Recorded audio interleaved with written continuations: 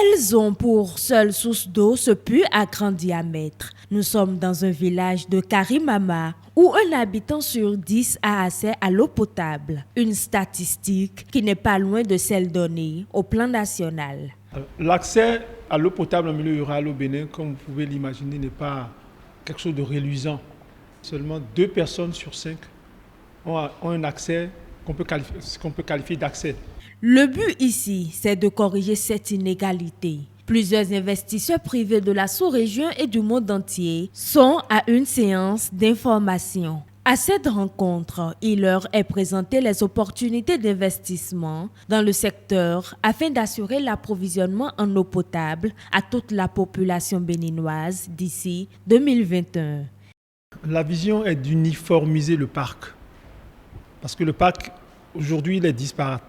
C'est toujours dans l'optimisation, non seulement des normes de construction, mais également de faciliter la gestion après construction, lorsqu'on aura à déléguer ces systèmes aux opérateurs qui en auront la charge en termes d'exploitation et de maintenance.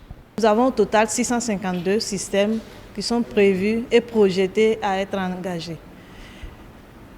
Au cours de cette année 2019, au total 71 sont déjà engagés et seront mis en service à compter de 2020.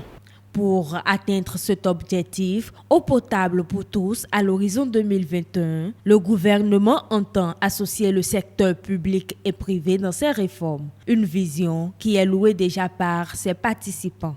On a vu que le gouvernement béninois a recherché les financements nécessaires pour développer de nouveaux systèmes d'adduction d'eau potable en milieu rural, mais ensuite de faire en sorte qu'il y ait un professionnel, un équilibre financier et arriver à rétablir cette égalité sociale dont j'avais parlé. Je crois que le gouvernement béninois est à féliciter pour cette initiative.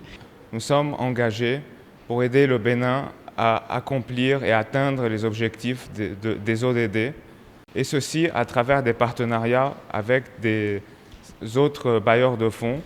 Dans un élan de donner et de recevoir, les opérateurs n'ont pas manqué d'exprimer leurs besoins. Selon la feuille de route établie par l'Agence nationale de l'eau potable en milieu rural, des signatures de contrats sont attendues pour juillet 2020.